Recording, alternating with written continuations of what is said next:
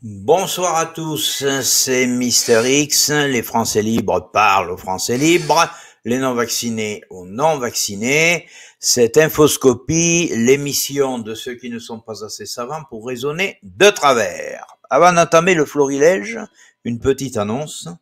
Il n'y aura pas d'infoscopie ce lundi 26 décembre pour cause de repos de Noël, mais je vous retrouverai notamment pour mes vœux le vendredi 30 décembre à l'horaire habituel, c'est-à-dire à 19h.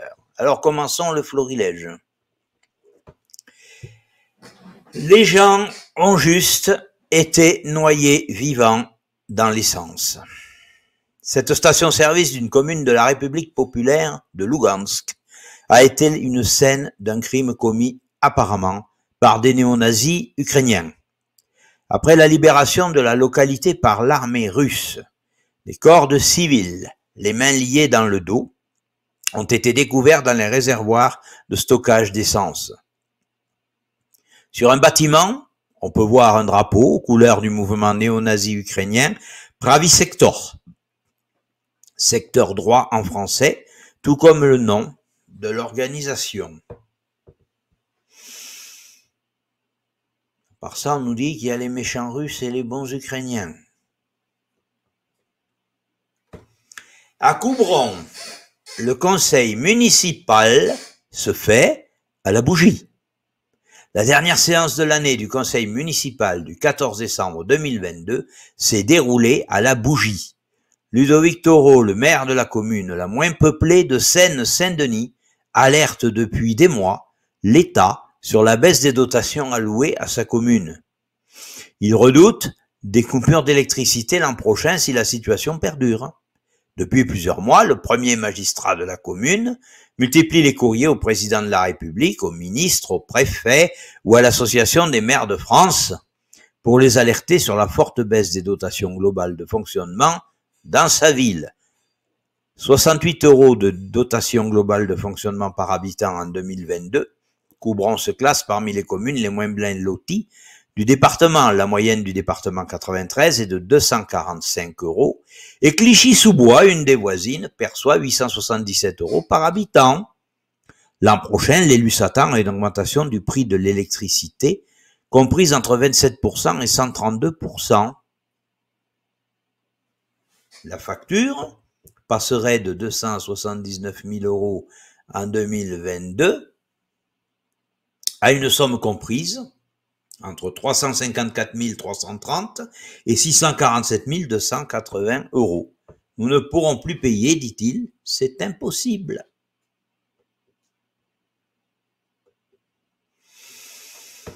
Laurent Wauquiez, vous voyez qui c'est, le président de la LR de la région Auvergne-Rhône-Alpes, qui a organisé des dîners fastueux avec de l'argent public, écrit aux parents d'élèves pour les prier de réduire le gaspillage dans les cantines scolaires, tout en refusant d'en geler les tarifs. La région souhaite engager la chasse au gaspillage dans les cantines scolaires, tout en dépensant des sommes conséquentes pour des banquets au profit de son président, qui ambitionne de porter les couleurs de son parti à la prochaine élection présidentielle. Incroyable. Alors il se paie des bouteilles de pinard à 500 balles, mais il dit que par contre au niveau de la cantine, pour les gosses, il faut se restreindre. Apparemment, ça choque personne. Grève des postiers au Royaume-Uni, avec des colis non distribués qui s'entassent à l'approche de Noël. Cheminots, ambulanciers, infirmiers, conducteurs de bus, police aux frontières, un hiver de grève historique depuis 40 ans frappe la Grande-Bretagne face à une inflation qui dépasse les 10%. Le gouvernement a déployé l'armée pour remplacer certains grévistes. Mais ça va rien changer. Attendez la fin de l'émission, il y a Amazon qui fait grève en France. Bougez pas. La police basque, mobilisée contre une grève des salariés d'Amazon pour leur salaire et de meilleures conditions de travail. Le centre logistique Amazon de Trapaga est à l'arrêt total depuis 2 jours avec 60 000 colis non distribués à l'approche de Noël. J'espère que vous n'avez pas commandé par Amazon. Vous risquez d'attendre longtemps vos cadeaux de Noël.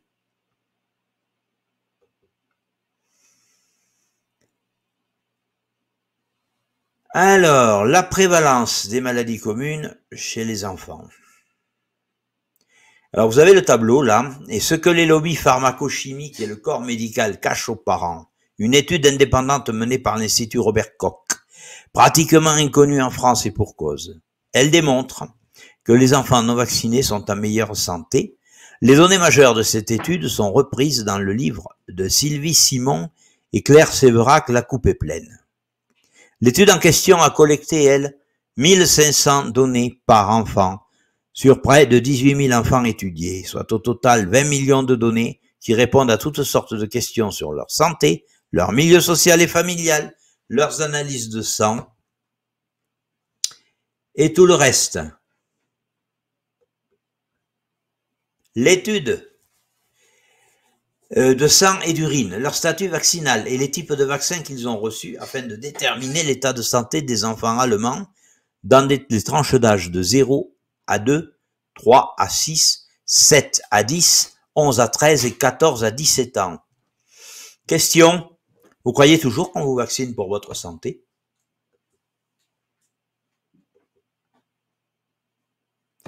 Meta, la société mère de Facebook, a discrètement déployé un outil qui vous permet de vérifier si Facebook, Instagram ou Messenger a une copie de votre numéro de téléphone ou de votre adresse électronique. Alors vous avez le lien, je ne saurais trop vous conseiller d'aller vérifier. Vous risquez de tomber de très haut. Angleterre. Des médecins britanniques appellent à une enquête gouvernementale sur les vaccins Covid à ARNM. De nombreux médecins au Royaume-Uni et à l'étranger sont de plus en plus préoccupés par le profil d'innocuité des vaccins Covid-19 et le déploiement continu de ces produits auprès du public, y compris les femmes enceintes et les enfants. Plusieurs médecins du DFPUK ont soumis plusieurs rapports de carton jaune d'événements indésirables à la MHRA et ont signé des lettres au JCVI, à la MHRA, au RCOG, au Premier ministre et à d'autres pour exprimer leurs préoccupations, mais n'ont vu que peu ou pas de réponses ou d'actions prises. Cela remplit leur devoir tel que défini par le General Medical Council pour les médecins de prendre des mesures rapides lorsqu'ils constatent que la sécurité des patients est compromise.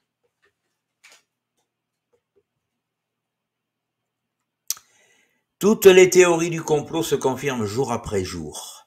En Allemagne, Merkel dictait aux médias ce qu'ils devaient dire. Et bien sûr en France aussi.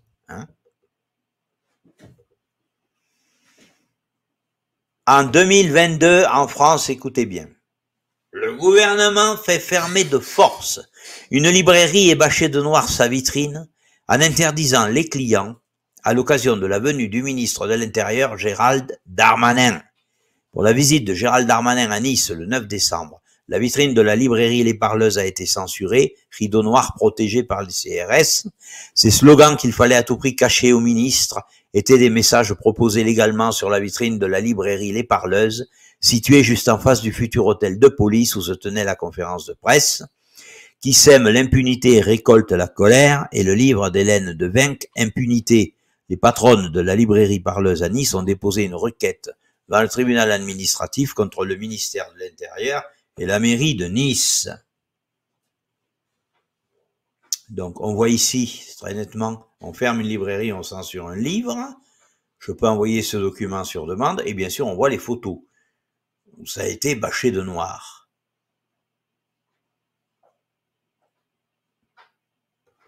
Alors dis donc mon cher Gérald, parce que moi je t'ai connu conseiller municipal d'opposition de Tourcoing quand j'y habitais, je peux me permettre de te tutoyer.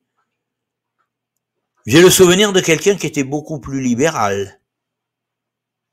C'est ça que tu es devenu? C'est pas beau. Pam Long, vétéran du corps médical de l'armée américaine. Les signalements de myocardite ont augmenté de 2800%, les cancers de 300% à 900%. Pam Long, vétéran du corps des services médicaux de l'armée, énumère donc les chiffres que je viens de vous donner de la base de données des MED, c'est-à-dire la base militaire de données vaccinales américaine.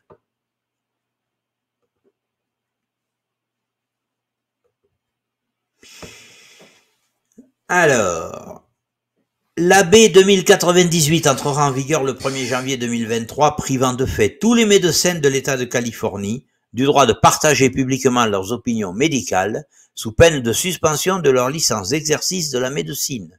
La Californie est l'un des pires États US avec à sa tête un adepte du gourou de Davos. Voilà. Donc, interdiction aux médecins californiens maintenant d'échanger, de parler. Hallucinant. TikTok reconnaît avoir surveillé les données de géolocalisation de 2 journalistes du Financial Times dans l'espoir d'identifier leurs sources. 3 reporters de Forbes ont également été ciblés. Alors attention, journalistes, lanceurs d'alerte, on ne va plus pouvoir parler, mais je vous l'avais déjà annoncé. La Chine stoppe les exportations de médicaments anti-fièvre pour faire face à la forte demande dans le pays, une décision qui risque d'aggraver la pénurie en Europe. Eh oui, eh oui, eh oui, eh oui, eh oui, eh oui. Les Chinois, ils fabriquent tout, faut pas l'oublier. L'Union européenne finance un test de paiement biométrique via des portefeuilles numériques. Le mois dernier, l'Union européenne a déclaré que son portefeuille d'identification numérique serait prêt en 2024 et centraliserait les documents d'identité des citoyens, tels que la carte d'identité nationale, le permis de conduire et les comptes bancaires. Alors, vous noterez que les comptes bancaires, là-dedans, sont considérés comme documents d'identité. Tu es ce que représente ton argent. Alors, qu'est-ce que ça va être quand l'argent sera avec une date de péremption, comme c'est prévu?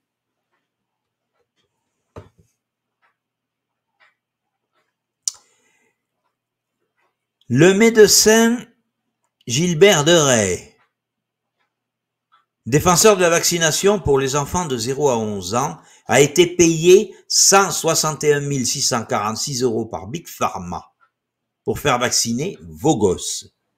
Voilà. Il cumule 171 déclarations et en réalité, c'est un larbin largement arrosé par Big Pharma pour forcer la vaccination de vos enfants. Les 0-11 ans ne sont pas vaccinés et sont des vecteurs de Covid. Pour dire ça sur un plateau, ça prend 5 minutes. 161 646 €. Le prix d'une maison. Où va-t-on? Jusqu'où ça va aller? Alors, un message de soutien. Justice pour le docteur Labraise. 42 mois de suspension pour un médecin en France pour avoir, durant l'été 2018, répondu à l'appel à l'aide de proches d'une dame âgée qu'on laissait agoniser dans un service de soins palliatifs.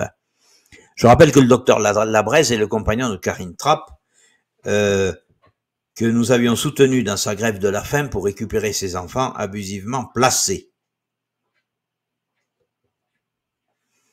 Macron et l'Union européenne détruisent les PME et l'artisanat. Le cas de ce pâtissier illustre le désastre en cours. De 2022 à 2023, ses frais explosent. Écoutez bien. Électricité, plus 275%. Beurre, plus 60%. Farine, 25%. Sucre, 100%. Il va devoir fermer ses 4 boutiques et licencier 20 salariés. Voilà où on en est. Situation catastrophique dans les hôpitaux, avec des services fermés, des refus de patients. Au Havre, les urgences de Monod sont saturées, ne se déplacer qu'en cas de nécessité. Ce lundi 19 décembre 2022, les urgences du GHH sont saturées et le groupe demande à consulter son médecin traitant avant de venir à l'hôpital. À Orsay, les urgences pédiatriques de l'hôpital sont fermées pendant les vacances d'hiver. Fermées. La prise en charge n'est plus assurée et elle sera à nouveau possible le 2 janvier. L'interruption de l'accueil est due à un manque de personnel. Mais l'autre connard de Macron, il a toujours pas réintégré les soignants non vaccinés. Les neurones ne sont pas en place. Le service est notamment en manque de pédiatres. Il pouvait compter sur 6,5 postes de spécialistes des pathologies des enfants il y a encore quelques mois, mais seuls 2,5 sont désormais disponibles. De nombreux médecins ont en effet quitté l'hôpital. Alors vous savez, quand on veut tuer les inutiles, on détruit l'hôpital, c'est QFD. Les boulangeries sont en danger. Suite à l'explosion des factures d'électricité, de nombreux artisans ont décidé de mettre la clé sous la porte. Au Mans, la boulangerie de la rue d'Isaac ne rouvrira pas, une première en 50 ans. La société EURL Gérard Siegfried a été placée en liquidation judiciaire simplifiée le 13 décembre. Le motif de la fermeture évoqué par Gérard Siegfried est l'augmentation du coût des matières premières et de l'énergie. Yann Azzolini, boulanger, est également confronté à la hausse pharaonique de sa facture d'électricité qui met en danger de mort immédiate une filière artisanale de qualité. Cet artisan boulanger est installé depuis 15 ans sur sa commune.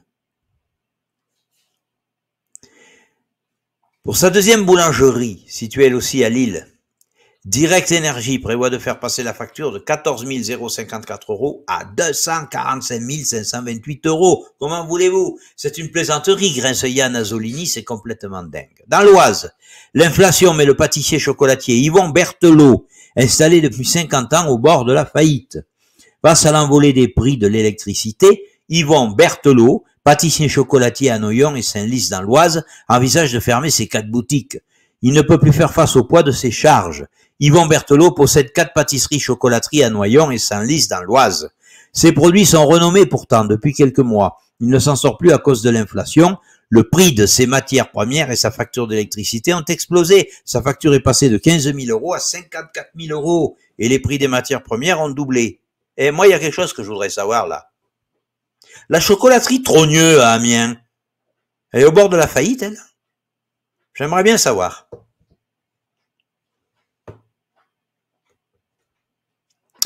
De nouveaux fichiers Twitter montrent que le FBI a enterré l'histoire de l'ordinateur portable de Hunter Biden. Tout au long de l'année 2020, le FBI et d'autres organismes d'application de la loi ont à plusieurs reprises incité Yoel Roth à rejeter les rapports sur l'ordinateur portable d'Hunter Biden comme une opération russe de piratage et de fuite.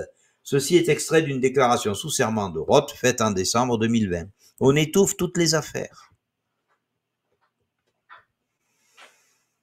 La surprise des députés perdants face aux obstacles rencontrés entraîne une autre conséquence pour les députés qui ont perdu aux législatives, celle de voir différemment la réforme de l'assurance chômage alors que la durée de l'indemnisation sera désormais corrélée à l'état du marché de l'emploi. La précédente législature avait déjà durci les conditions d'indemnisation pour les chômeurs.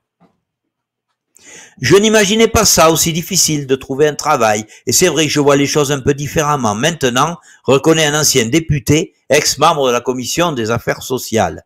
Ah ah ah, c'est dur en rame. 6 mois après les législatives, d'ex-députés macronistes, toujours au chômage, découvrent la réalité et s'inquiètent pour leurs indemnités. Ah, mais quand vous aviez 6 000 balles par mois, vous en foutiez pas mal. Eh bien maintenant, vous voyez ce que les pauvres cons endurent. Alors par contre ici, je vais maintenant vous parler de quelque chose de très grave.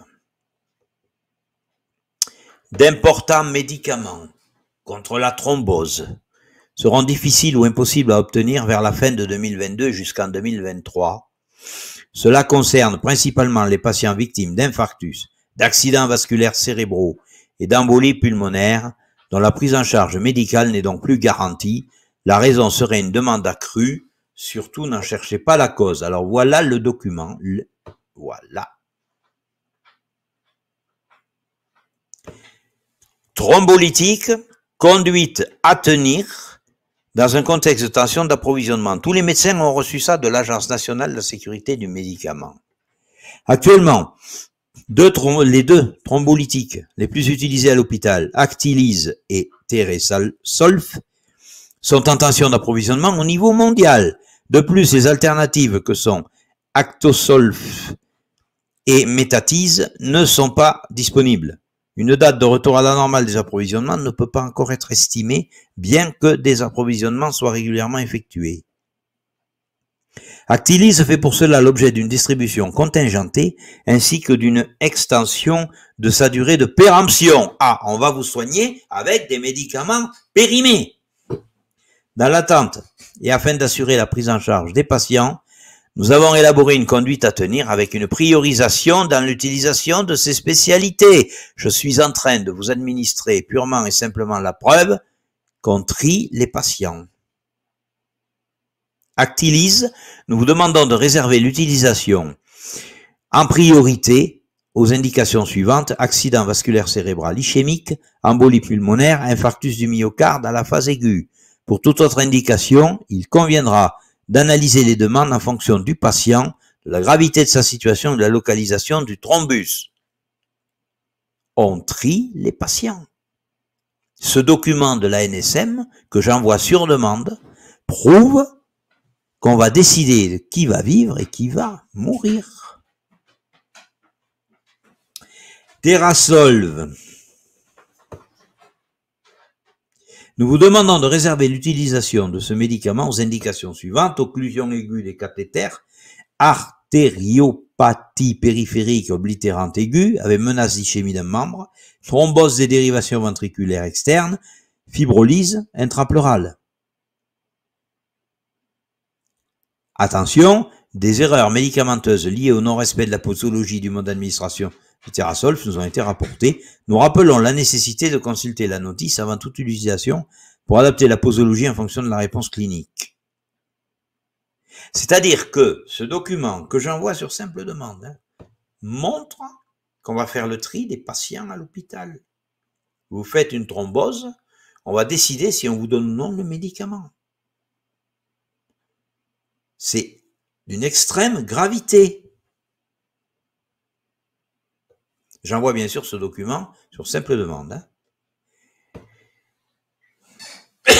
Alors que nous, les contribuables ordinaires, utilisons naturellement les jours de nos jours de congé entre Noël et le week-end du Nouvel An pour profiter de la paix de Noël, il existe un règlement spécial pour les 32 000 employés de la Commission européenne. L'employeur, c'est-à-dire l'Union européenne, donc nous, donne à tous les employés les 4 jours de la semaine d'entre Noël et le week-end du Nouvel An comme jours ouvrables payés. C'est même pas des congés, comme jours ouvrables payés. Personne n'a utilisé l'un de ces 24 à 30 jours de vacances pour cela. Quelle honte. Alors que le président Volodymyr Zelensky s'est adressé aux élus américains du Congrès ce mercredi, la chef de la Chambre des représentants Nancy Pelosi lui a adressé une lettre. Les États-Unis et le monde sont en admiration devant l'héroïsme du peuple ukrainien. Face aux atrocités de Poutine, les combattants de la liberté ukrainiens ont inspiré le monde avec une volonté de fer, un esprit indomptable, le combat de l'Ukraine et le combat pour la démocratie. Je vous ai indiqué dans le premier post de l'émission qui commettait quoi.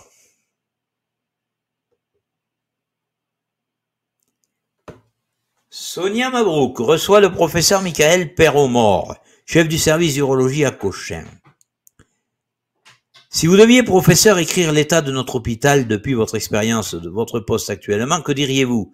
Il est très abîmé, il ne remplit plus sa mission, répondre aux besoins de la population malade.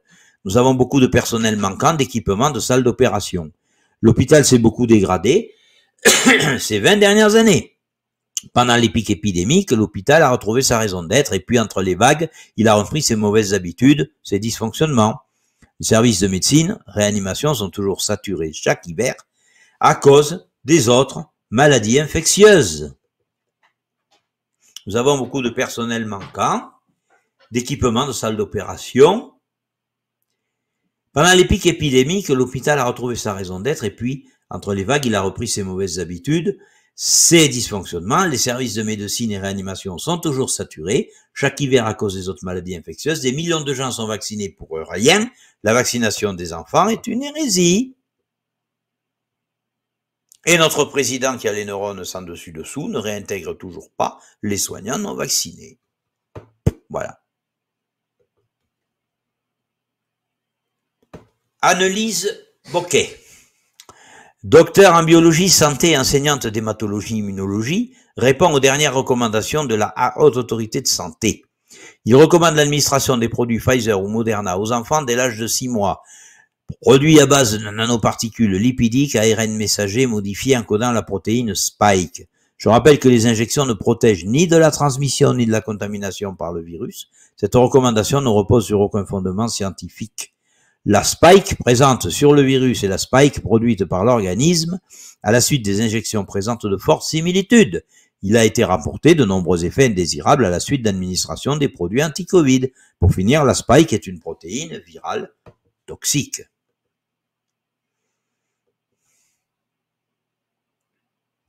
Gérald Darmanin a décidé de commander 10 millions de grenades lacrymogènes pour un record, pour un montant de 38 millions d'euros. Bien. L'exécutif craint une montée de la contestation, notamment avec la réforme des retraites. Cet appel d'offres est divisé en 8 lots de diverses références de grenades assourdissantes lacrymogènes et de cartouches grenades. Le premier porte sur des grenades lacrymogènes de calibre 56 et 40 mm, ainsi que des moyens de propulsion pour permettre aux forces de l'ordre de les tirer à 50 ou 100 mètres. La quantité maximum pour ce lot est de 9,44 millions de grenades. Un autre lot concerne entre 280 000 et 840 000 grenades dites lacrymogènes instantanées. Il s'agit de la grenade GM2L qui remplace la célèbre GLIF4 depuis 2019. Cette arme de catégorie A2 pour matériel de guerre, et oui, on vous tape sur la gueule avec du matériel de guerre, a notamment été massivement utilisée lors de la manifestation contre les méga-bassines à Sainte-Soline le 29 septembre. Depuis le début de son utilisation, au moins 2 personnes ont eu une main partiellement ou totalement arrachée.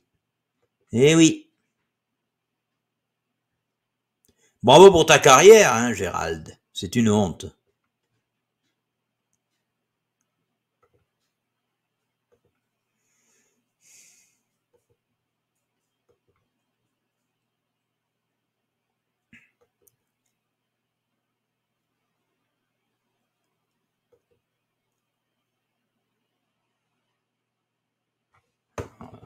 Zut.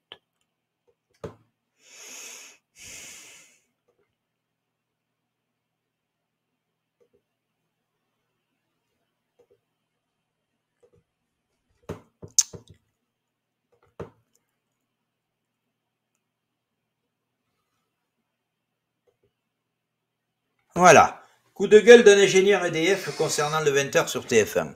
Un illuminé nous a donné une série de leçons sur les économies d'énergie, nous prenant pour des débiles mentaux, profonds ou des séniles précoces.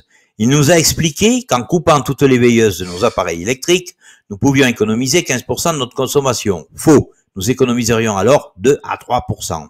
Le même nous a expliqué qu'en remplaçant nos lampes traditionnelles par des lampes à économie d'énergie, nous pouvions économiser 30 à 35% d'énergie. Faux, c'est de 4 à 5% qu'on peut économiser. Pour couronner le tout, une brillante journaliste de TF1 a pris le relais et fait le total des économies pouvant être réalisées, 15% sur les veilleuses, 35% sur les lampes, égale 50% d'économie d'énergie. Elle n'est pas allée jusqu'à le dire, mais nous qui sommes particulièrement débiles avons deviné que demain, si nous suivions scrupuleusement ces instructions, on pouvait arrêter la moitié des centrales électriques. Nous avons failli mourir idiots, mais pourquoi ne nous a-t-on pas expliqué tout ça avant? Pour continuer dans la débilité profonde, la TF1's Girl nous a ensuite précisé que pour les 50% restants, on pouvait les alimenter avec des panneaux solaires qui produisent de l'électricité verte, en illustrant son propos d'une photo d'une belle maison avec un petit panneau solaire derrière. Là, j'ai failli chercher une arme, car on n'avait encore jamais vu un niveau de désinformation pareil et une absurdité aussi monumentale. En effet, pour produire ces 50% restants, si on se base sur une consommation moyenne de 6 kW, un abonnement classique sans chauffage électrique, il faudrait que chaque maison possède 140 m² de panneaux solaires pour un coût de 89 628 €. Calculez un peu le retour sur investissement.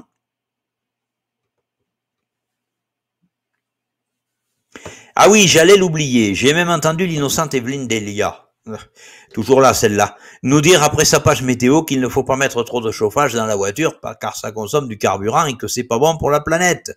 Evelyne, si tu avais pris des cours de mécanique, tu saurais que le chauffage de la voiture récupère la chaleur de l'eau du circuit de refroidissement du moteur et cette eau chaude, il faut absolument la refroidir en la faisant passer soit dans le radiateur principal, soit dans le radiateur du chauffage. Si cette eau n'est pas assez refroidie, c'est le ventilateur du circuit de refroidissement qui doit s'en charger en consommant de l'électricité pour tourner. Et ça, par contre, c'est pas bon pour la planète. On pourrait aussi évoquer les biocarburants présentés comme carburants verts, alors que s'engager dans cette voie est un désastre écologique et humain à brève échéance. Flairant l'aubaine, de grands groupes agroalimentaires défrichent en ce moment des forêts entières et remplacent des cultures destinées à l'alimentation humaine par ces plantations destinées à la production de carburants verts. 50% de la production de maïs des USA aura été détournée cette année pour cette production, d'où la famine au Mexique, premier acheteur de ce maïs. Vous doutiez-vous de cet effet pervers du biocarburant? Mais c'est un autre débat.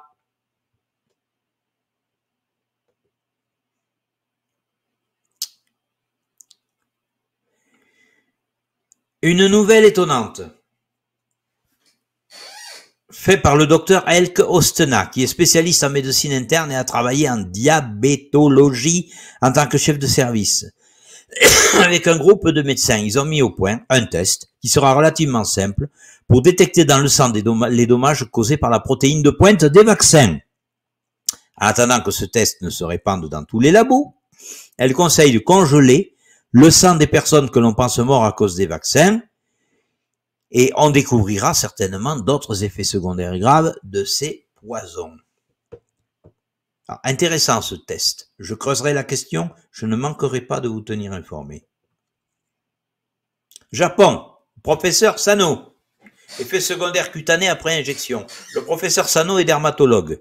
Des patients vaccinés ont des manifestations cutanées consécutives à l'affaiblissement immunitaire provoqué par la protéine Spike, herpès, zona, nécrose. Les vaccinés sont plus susceptibles d'être infectés par SARS-CoV-2 que les non-vaccinés.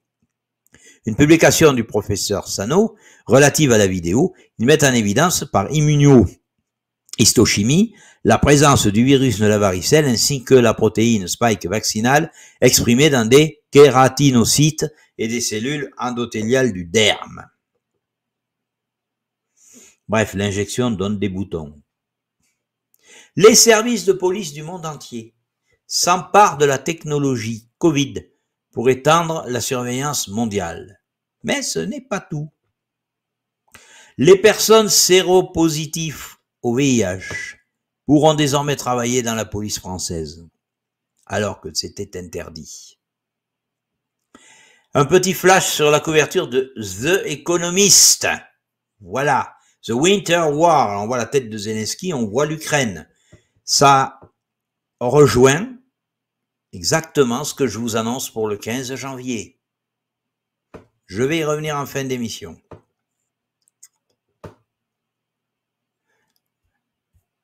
VAERS montre une augmentation de 4070% des fausses couches et des morti-naissances, donc les enfants morts-nés, depuis le déploiement de la RNM. Comment arrive-t-il à cacher ça? En plus, il convient de mentionner qu'il est estimé par une étude de Harvard que seul un petit pourcentage des blessures réelles du VAERS sont signalées. Le processus est lourd pour les médecins et les infirmières. Et certains lanceurs d'alerte ont affirmé qu'ils étaient découragés, faute d'un meilleur terme, après avoir rédigé des rapports VAERS. Le nombre réel est probablement beaucoup plus élevé.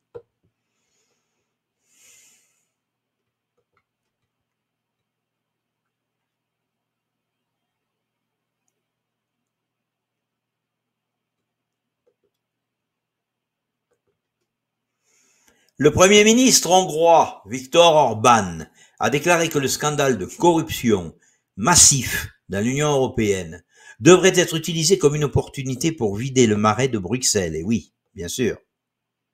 Le Qatar menace l'Union européenne d'un effet négatif sur la sécurité énergétique mondiale après les accusations de corruption au Parlement européen. Non, c'est pas vrai. En raison du scandale de corruption présumé, les eurodéputés ont voté à la quasi-unanimité un texte dans lequel ils demandent la suspension des titres d'accès des représentants d'intérêts qatariens le temps de l'enquête. Ciblé par des restrictions du Parlement européen en pleine enquête sur un scandale de corruption impliquant le riche émirat gazier, Doha souligne que ces décisions influeront sur les discussions en cours, notamment en matière de sécurité énergétique.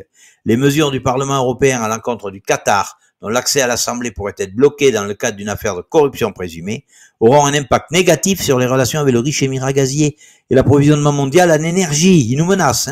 Le Premier ministre hongrois Viktor Orban a donc déclaré que ce scandale de corruption devait être utilisé comme l'opportunité de vider le marais bruxellois. Alors maintenant, nous arrivons à ce que j'annonce pour le 15 janvier. Écoutez-moi bien.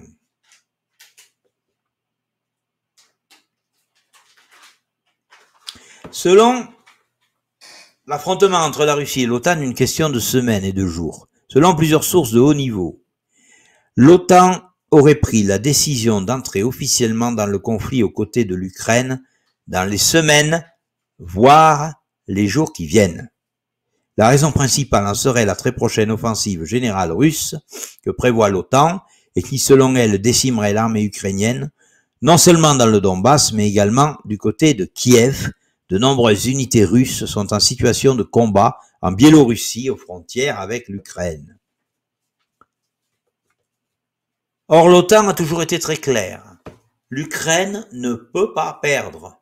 Pour Washington, la seule solution serait donc que les forces de l'OTAN entrent en Ukraine, en espérant que cela fasse cesser l'offensive russe. Le calcul est que Poutine ne voudra pas affronter directement l'OTAN avec les conséquences nucléaires possibles et reculera. Mais une entrée en guerre peut sembler impossible au vu de plusieurs choses.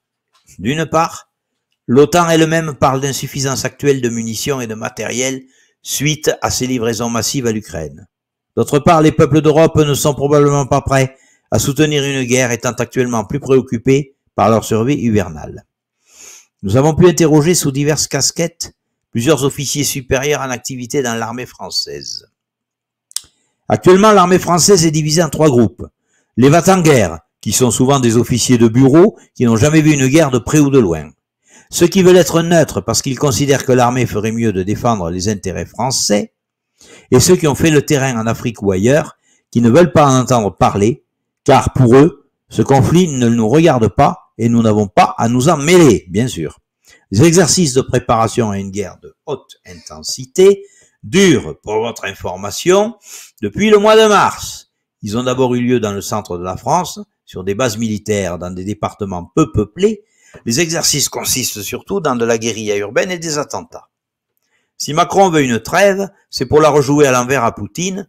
Une trêve ne servira qu'à renflouer les stocks d'armement des USA et de l'Union européenne qui sont quasi exsangues. Et ils ont besoin de temps pour les reconstituer. C'est l'erreur à ne pas commettre, car ça renforcera l'OTAN. D'après lui, si Poutine est intelligent, et ça il n'en doute pas, il frappera massivement dès maintenant pour éviter que l'OTAN n'ait le temps de se retourner. Selon lui, Macron a bien envoyé 10 malheureux Charles Leclerc à l'OTAN. C'est, paraît-il, ce qui se fait de mieux. Problème, les pièces détachées viennent de Chine. Oups, donc si les Chinois jouent le jeu avec Poutine, on ne pourra pas les réparer. Sujet des munitions. Les stocks de munitions étant ce qu'ils sont, on va se battre avec quoi? En outre, la trêve de l'hiver aurait servi à transférer des systèmes patriotes et autres qui ne sont pas encore en route. Selon d'autres sources, les officiers de l'armée de l'air reçoivent des cours intensifs de langue russe. Ça trompe pas. Selon d'autres sources encore, des commandes de munitions de pays africains ont été annulées par les autorités françaises, les munitions envoyées en Roumanie où stationnent des forces françaises. Selon un autre officier supérieur en activité, il reste 60 avions de chasse Rafale en France, dont au moins 30 ne sont plus opérationnels parce que nous n'avons plus les moyens financiers de les entretenir. En fait, lors du défilé du 14 juillet dernier, tous les avions en état de voler ont fait leur petite démonstration pour donner l'image d'un pays avec une armée forte, alors que nous sommes totalement exsangues. Les F-35 américains ont d'énormes problèmes techniques et sont inutilisables. Les 200 chars en notre possession ne sont pas non plus opérationnels parce que stockés depuis très longtemps dans de mauvaises conditions et en plus, faute d'argent, on ne peut pas les remettre en état. Le moins que l'on puisse dire est que l'armée française n'est pas très encline à affronter la Russie. Ceci dit, les gouvernements européens et américains ont un agenda à suivre, rendu urgent d'une part par le krach annoncé du dollar et d'autre part par la débâcle économique, cours qui ne va que s'accentuer dans les pays occidentaux. Un état de guerre permettrait de déclencher la loi martiale et un contrôle global de la population tel qu'il a été mis au point ces dernières années sous le prétexte du Covid. Ils peuvent aussi penser qu'un état de guerre ressouderait les citoyens derrière eux. On constate aujourd'hui qu'Europe et États-Unis parlent quasiment chaque jour de négociations de trêve de Noël. C'est bien ceci, bien entendu, une arnaque. Une telle trêve permettrait de renflouer les forces ukrainiennes avec de nouvelles munitions. Aux États-Unis, les usines d'armement tournent jour et nuit. La Russie a plusieurs fois répondu pas de trêve, et il n'y a rien à négocier tant que l'Ukraine reste sur ses positions. Une hypothèse est que l'OTAN imagine que son entrée en guerre fera immédiatement capituler la Russie par peur.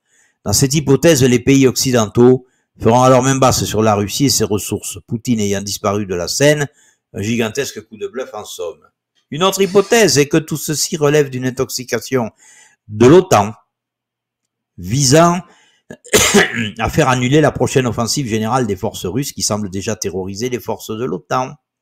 Dans tous les cas, ceci est un très mauvais calcul, puisqu'il est clair que la Russie ira jusqu'au bout de la mission assignée par Vladimir Poutine. Compter que nos forces reculeront face à quelques régiments de l'OTAN, dont la Russie connaît les problèmes d'armement, est un calcul ridicule et qui s'avérera vite extrêmement meurtrier. Sur le terrain, mis à part les territoires passés sous contrôle russe, nous sommes en fait dans la même situation qu'au début 2022. L'Ukraine bombardait massivement Donetsk, et nous savions que l'Ukraine allait attaquer en mars 2022. Nous avons donc attaqué les premiers fin février. Aujourd'hui, l'Ukraine bombarde massivement Donetsk, et il semble possible que l'OTAN prépare une attaque générale ou essaye de gagner du temps, le temps que ces stocks soient reconstitués. Que pensez-vous que la Russie fera ? On va être fixé très vite. Et voici un petit cadeau de fin d'année qui, je n'en doute pas, intéressera les autorités françaises qui lisent et qui écoutent. Image extraite d'un dossier très complet fourni par des Français amis de la Russie que nous remercions chaleureusement. Ce n'est qu'un exemple parmi beaucoup d'autres. Et les autorités françaises comprendront la situation de ce qui arrivera quand l'OTAN entrera dans la danse. Les amis français qui habitent la région que je vais vous montrer maintenant devraient prendre des vacances. Alors, vous remarquerez, Vieux-Boucau-les-Bains, Messanges, Molinès et Maha, voilà, La Pipe, Léon, Saint-Michel, Escalas, c'est tout le littoral autour du Vieux-Boucau. Dans un dossier russe, je n'en montre pas plus, je n'en dis pas plus. Mais si vous habitez cette région-là, prenez des vacances. Covid-19. La Haute Autorité de Santé ouvre la vaccination des enfants de 6 mois à 4 ans à risque de forme grave. Alors là aussi, je vous envoie le document sur demande. Avis favorable à la primo-vaccination des enfants de 6 mois à 4 ans révolus, particulièrement vulnérables, avec le vaccin de Pfizer. C'est quelque chose qui date du 19 décembre, vous le lirez. J'envoie ce document sur simple demande.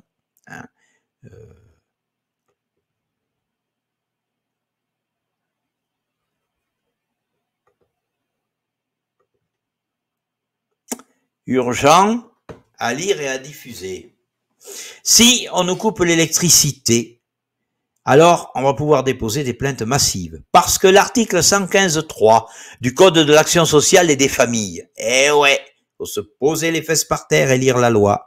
L'article 115.3 du Code de l'action sociale et des familles prévoit qu'aucune coupure d'électricité ne peut être effectuée pendant la trêve hivernale qui s'étend du 1er novembre au 31 mars. C'est-à-dire maintenant. Oui. Qui y avait pensé? La Nouvelle-Zélande exige que les citoyens signalent comme terroristes les théoriciens du complot qui s'opposent aux politiques du gouvernement. Maintenant, on va vous obliger à dénoncer vos voisins.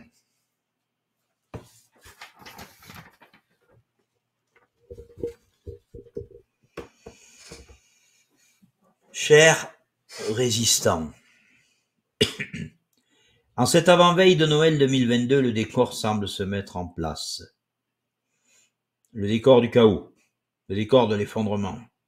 Les petits boulangers annoncent les uns après les autres qu'ils vont fermer faute de pouvoir payer leur électricité. Le Noël qui s'annonce est un Noël de morosité, marqué surtout par nos syndicats qui, je vous l'annonce, ont fini par accepter la réforme des retraites pour un départ à plus de 65 ans. L'inflation s'installe partout et les revenus stagnent. Et Madame Borne regarde tout cela en vapotant de l'air satisfait de celle qui a trouvé le moyen d'éliminer les gueux que nous sommes. Nous sommes en train de vivre littéralement le solstice de notre civilisation. Et si nous ne faisons rien,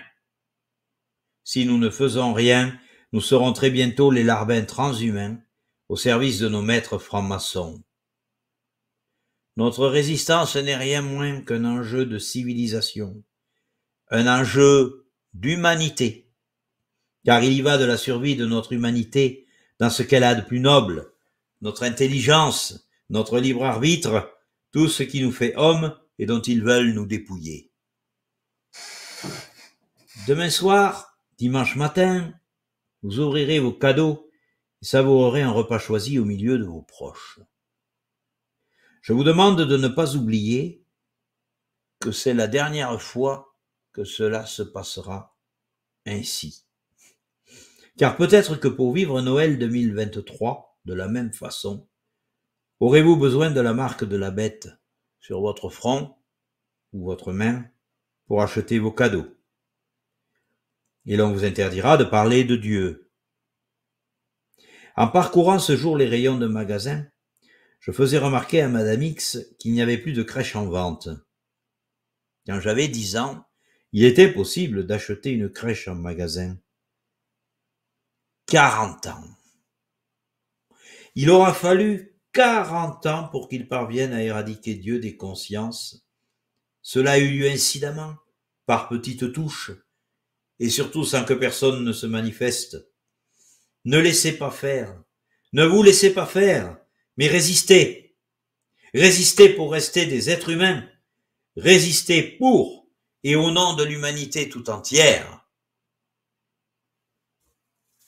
Joyeux Noël. Je vous retrouve vendredi 30 décembre pour mes vœux. Les Français libres parleront aux Français libres, les non-vaccinés aux non-vaccinés.